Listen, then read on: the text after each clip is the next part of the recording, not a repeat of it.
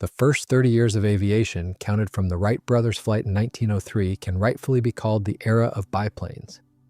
Most biplane aircraft from a modern perspective looked rather clumsy. Far less often appeared elegant biplanes with clean aerodynamic forms. As a rule, such machines left a noticeable mark in the history of world aviation, distinguished not only by their beauty but also by superior flight characteristics. One of the striking representatives of these elegant biplanes was the British Hawker Fury fighter, which appeared in the late 1920s. The aircraft was designed by Hawker Engineering's chief designer Sydney Camm. His Fury became the first British aircraft to exceed the speed of 200 miles per hour.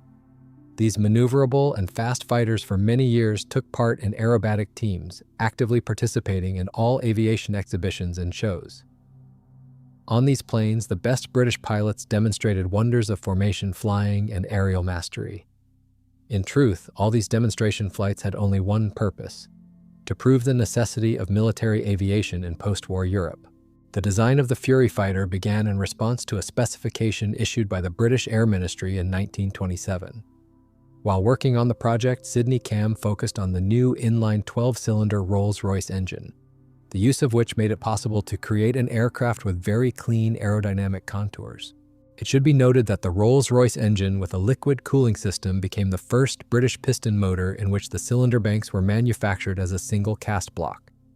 This type of power unit, known as a monoblock, turned out to be significantly lighter than its predecessors, and in terms of weight characteristics, approached air-cooled engines. In addition, the new engine had considerable reserves for further improvement and increased power. The advantages of the new power plant manifested themselves during the creation of Camm's light bomber, the Hawker Hart. During tests, it turned out that the high-speed Hart could operate without fighter escort. In urgent order, a new fighter was redesigned for the engine, receiving the designation Hornet. The first prototype aircraft was rolled out of the assembly shop in 1927. Although tests showed that it met all requirements, the main one formulated as intercept as quickly as possible an enemy aircraft flying in the vicinity of the airfield at an altitude of 20,000 feet and at a speed of 149 miles per hour. The Air Ministry did not show much interest in it. For promotional purposes, the new aircraft took part in the Olympia Air Show, where it demonstrated excellent flight qualities of a fighter. The high rate of climb and speed shown by the aircraft with a 420 horsepower engine, its successful debut at the air show, and the promising results of early tests forced the Air Ministry to recognize the superiority of the Hornet fighter over those in service with the Royal Air Force, and to place an order for its serial production. On 30th August 1930, Hawker Engineering signed an official contract for the serial production of the first 20 Hornet fighters. At the same time, a new specification was issued, according to which Royal Air Force land-based aircraft received names with the F index and naval-based aircraft with the N index. Accordingly, the aircraft's name had to be changed. Out of several proposed options, the word Fury was chosen. The engine installed on the aircraft, the Rolls Royce Kestrel, was fitted with a supercharger to increase power, raising output to 590 horsepower at an altitude of 13,223 feet. The first series of Fury fighters almost completely corresponded to their prototype, the Hornet fighter. Their introduction into the Royal Air Force was not large-scale. The new fighters entered service with only 3 elite units. The main reasons for this situation were the onset of the economic crisis and the relatively high cost of the aircraft, which amounted to £3,900 sterling. Trying to expand production of the Fury, Hawker decided to modify the aircraft in accordance with a new specification, which was intended to give the fighter night-flying capability and to strengthen its armament. The company also planned to equip the aircraft with the new Rolls-Royce Goshawk engine. However, delays in fine-tuning the engine prevented this, and instead an improved Kestrel with 745 horsepower was installed. The new fighter received the designation Fury 2, while the earlier Furies became known as Fury 1. The Fury 2 prototype was created by modifying a serial Fury 1, which involved fitting it with the new Kestrel engine and equipping the wheels with fairings. On serial Fury 2 aircraft, an additional fuel tank was also installed in the front fuselage. The machine's maximum speed was 223 miles per hour at an altitude of 16,404 feet. The aircraft reached 9,842 feet in 3 minutes 50 seconds, had a ceiling of 29,527 feet, and a range of 270 miles. The first serial Fury 2 aircraft took to the air in December 1936. The new fighters began entering service with the 25th Squadron at the beginning of 1937. Later, the order for production of the Fury 2 was canceled, as Hawker shifted to serial production of the Hurricane fighter. The production of the Fury 2 was continued by General Aircraft.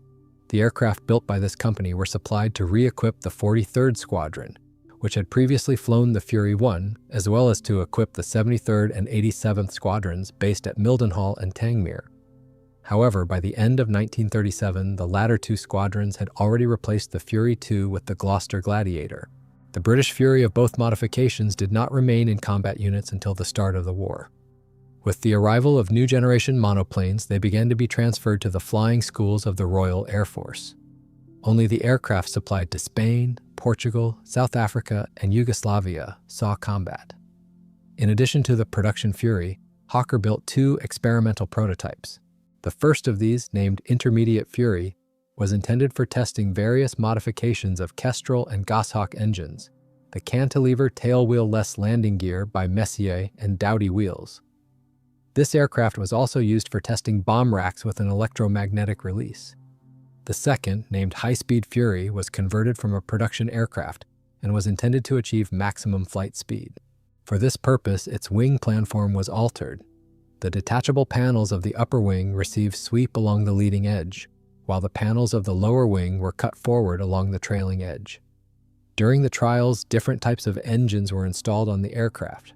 Experiments were also conducted with several cooling systems, with the radiator even mounted in the leading edge of the upper wing to provide an additional speed increase.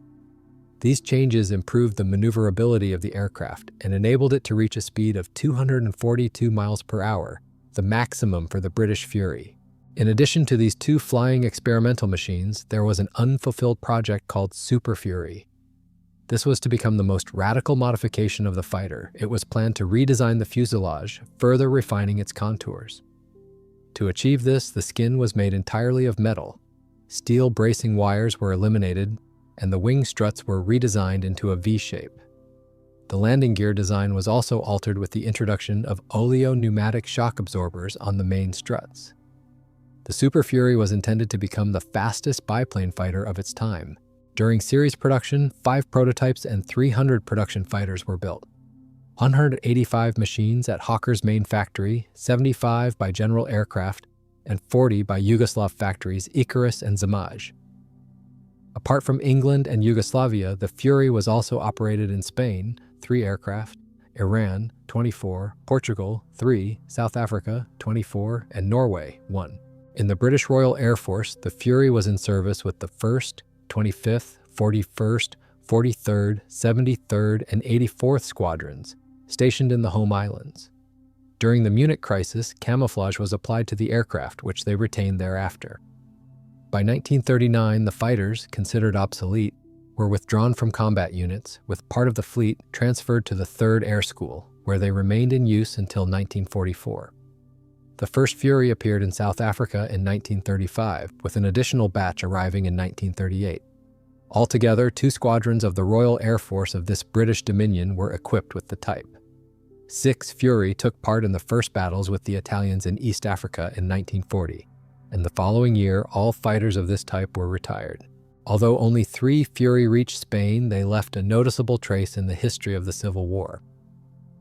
At the beginning of 1936, well before the outbreak of the uprising, the Republican government signed a contract with Hawker for licensed production of the Fury fighter. According to the contract, the first 3 aircraft were to be built by Hawker, with mass production planned at the Hispano-Suiza factory in Guadalajara. The Fury aircraft destined for Spain were modified according to customer requirements. They were fitted with Hispano-Suiza HS-12XBR engines, and the undercarriage was redesigned into a cantilever tailwheel-less type. At Hawker, these aircraft received the name Spanish Fury. Crates with disassembled fighters arrived in Guadalajara a few days before the outbreak of the Francoist coup. Together with the aircraft, a group of specialists from England arrived, tasked with assembling the planes and assisting in organizing their mass production. Before the uprising began, the British had managed to assemble and test all 3 Fury. but with the outbreak of hostilities, they left Spain on orders from their government. The aircraft were designated with the Index 4 and serial numbers 1, 2, and 3, which they carried on their rudders. The fighters left behind by the British could not be considered combat-ready. They had not yet been fitted with machine guns or synchronizers. Under normal circumstances, unarmed aircraft would never take to the skies. But the danger of the Republic collapsing was immense, and every aircraft counted. In this situation, everything was pressed into service, and modern fighters could not be left idle on the ground. The unarmed Fury took to the skies and were initially used purely as psychological weapons, boosting the morale of Republican troops and intimidating Francoist Nieuports and brigades. All three Fury were included in the 2nd International Fighter Squadron Lafayette, which was part of the 11th Fighter Group, operating from the airfields of Getafe and Cuatro Vientos. By mid-August, the aircraft were painted entirely in silver, but in the autumn, all fighters received camouflage. The upper surfaces were covered in a sandy earth tone, on which small, irregular dark green and brown patches were applied. The undersides of the aircraft were painted sky blue. The recognition markings were also modified. A wide red band was painted around the fuselage. On the wings, both above and below, narrow longitudinal red stripes appeared alongside the Spanish tricolor roundels. The rudder remained unchanged, painted in the colors of the Spanish flag, purple, yellow, and red, despite the fact that the English, in essence, violated the contract and left the country after the outbreak of the Civil War. The Republicans strictly adhered to the agreement according to which foreigners were not allowed access to the secret aircraft. Throughout the entire time the fighter was in use, it was flown exclusively by Spanish pilots. Anton Kovalevsky, a Soviet pilot from the first group in Spain, told newly arrived aviators, "The Spanish have practically no guard posts, only one aircraft is watched by a sentry. Soviet pilots asked the Spanish for permission to inspect it and test it in the air, but they refused. The Soviet pilots were told that this was an English-built aircraft, it was secret, and they could not allow even Soviet specialists to fly it. Soviet pilots were permitted to fly anything that could take to the air, but not that one." The first victory on the fighter was achieved by Felix Uruberi on August 31, 1936, when, together with two of his comrades flying other fighters, he fought a successful air battle against 3 Italian fighters, shooting down one of them. At the beginning of September, Uruberi took off to intercept enemy bombers, but during the battle he overextended himself and, having run out of fuel, made a forced landing on his own territory near the front line in the Extremadura region. Later, Felix Uruberi became the first pilot to carry out a ramming attack during the Spanish Civil War. No fewer than 2 victories were also achieved by the future best Spanish ace of Republican aviation, Andrés García Lacala, who mainly flew this fighter. At the end of August 1936, the Spanish lost their first fighter, which was shot down in aerial combat. The pilot, Xaver Jever, bleeding heavily, managed to land the destroyed aircraft on his own territory, but the pilot could not be saved and the fighter was beyond repair. The remains of the aircraft were transported to Guadalajara. With the appearance among the rebels of modern German and Italian aircraft, the number of Republican planes sharply declined. In his memoirs, the commander of the Republican Air Force, Ignacio de Cisneros, wrote, "The day came when, at my order, scramble the fighters. Only one plane took off. That aircraft was a Hawker Fury fighter, and on September 20th of the same year, in an aerial battle with an Italian fighter, this aircraft was also lost." The fact that the synchronizers and armament had been installed on the aircraft by the Spanish themselves, without company specialists, made itself known. Lacalle, opening fire with the onboard guns, shot off his own propeller. He was forced to land on enemy territory.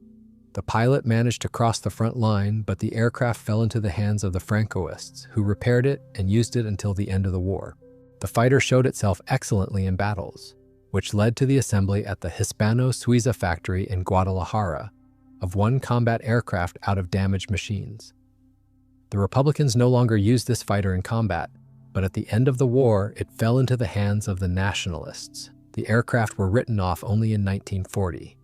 During the Spanish Civil War, another fighter was lost, belonging to Portugal, which provided assistance to the Francoists. In August 1936, it was shot down by gunners of Republican bombers. The Hawker Fury biplane was a single-seat, single-engine fighter biplane of mixed construction. The fuselage was an all-metal framework, its structure developed and patented by Hawker in 1925 and used on most of the company's aircraft. The main load-bearing frame of the fuselage consisted of steel and duralumin tubes, flanged at the ends to a rectangular cross-section. The tubes were joined with steel plates on rivets and braced with steel tension cables for added rigidity. The upper part of the fuselage behind the pilot's cockpit was formed by thin transverse and longitudinal duralumin profiles. In the forward part of the fuselage, reinforced steel tubes formed the engine mount, to which the engine was attached using rubber washers. Behind the engine was a steel fireproof bulkhead. The arched shape of the fuselage with the cockpit in its center provided the pilot with excellent visibility in all directions. The forward and middle parts of the fuselage were covered with duralumin panels. The rear fuselage behind the cockpit was covered with fabric. On the left side of the rear fuselage, there was a removable duralumin maintenance panel giving access to the battery, control system rods, and oxygen cylinder. The wing was a two-spar mixed construction. The spars of the wing consisted of 3 thin rolled steel profiles joined together. The spar caps were shaped as octagonal tubes. The transverse load-bearing frame of the wing consisted of wooden rib frameworks. Along the entire perimeter, the upper and lower wings were reinforced with thin duralumin tubes of small diameter. For greater rigidity, the spars were joined with steel tubes and braced with steel tension cables. Ailerons were installed only on the upper wing. The ailerons were controlled flexibly by cables connected to the control stick. The upper and lower wings had identical construction. The wings were joined by struts in the shape of the letter N. The same struts fixed the upper wing to the fuselage. In addition, the upper and lower wings were braced to each other and to the fuselage with special cables. On the left wing strut was mounted a bifurcated tube for measuring flight speed. The upper wing extended considerably forward relative to the lower one, providing better visibility from the cockpit without the need for the traditional cutout in the upper wing. The upper and lower wings were set at an angle of attack of 3.33 degrees. The tail unit had a mixed construction. The fin consisted of 2 spars made of steel tubing. To compensate for the propeller's torque, the fin was offset 2 degrees to the left of the aircraft's centerline. The stabilizer had 2 spars and featured an adjustable angle of incidence. Adjustment of the stabilizer angle was accomplished by a screw gearing. The stabilizer angle was controlled from a small wheel located on the left side of the pilot's cockpit. The transverse load-bearing framework of the fin and stabilizer consisted of wooden ribs in a truss arrangement. The tail surfaces were fabric-covered. Control linkages for the control surfaces were cable-operated. A successful selection of the areas of the ailerons, elevators, and rudder provided the aircraft with good controllability and high maneuvering characteristics. The fuel system consisted of 2 fuel tanks with a total capacity of 60 gallons. The main fuel tank, holding 32.5 gallons of gasoline, was located in the upper part of the fuselage and was covered by removable duralumin panels. Below it, there was a second fuel tank with a capacity of 27.7 gallons. The tanks were not interconnected, which increased the aircraft's survivability in case one of them was damaged. Each tank had a separate filler neck. The main fuel tank was filled through a filler neck located on top of the fuselage. The filler neck for the second tank was located on the right side as seen in flight. An oil tank with a capacity of 5 gallons was installed under the fuel tanks. An additional 4.2 gallons of oil remained continuously in the engine's oil system. A 15.6-gallon water tank for the engine cooling system was installed immediately behind the engine in front of the main fuel tank. The radiator for the water and oil cooling system was located on the underside of the fuselage. To regulate the cooling regime, the radiator was fitted with louvres controlled by a handle on the right side of the pilot's cockpit. The aircraft's instrument panel included only the most necessary instruments: an airspeed indicator, a compass, a turn and slip indicator, a tachometer, a fuel pressure gauge, an oil pressure and temperature gauge, a fuel consumption gauge, and a water temperature gauge for the cooling system. The aircraft was fitted with an inline 12-cylinder water-cooled engine rated at 485 horsepower at 11,480 feet and with a maximum power of 590 horsepower at 13,120 feet. The engine drove a 2-bladed wooden fixed-pitch propeller with a diameter of 10.5 feet. Starting was effected from the onboard battery, an airfield vehicle starter, or a hand starter. A special socket was provided on the left side of the fuselage in the engine area for fitting the starting crank. The landing gear was fixed, non-retractable, and had a strutted design with a central axle and a tail skid. The shock absorbers of the main gear struts and the tail skid were rubber, plate type. The main wheels were equipped with hydraulic brakes. The tail skid was not free steering and was permanently aligned with the aircraft axis. The aircraft's armament consisted of 2 fuselage-mounted synchronized machine guns of 0.33-inch caliber, installed in front of the cockpit immediately behind the instrument panel. The machine guns were reloaded manually, the cocking handle extended into the pilot's cockpit. The ammunition load for each machine gun was 600 rounds stored in ammunition boxes accessible through removable duralumin covers.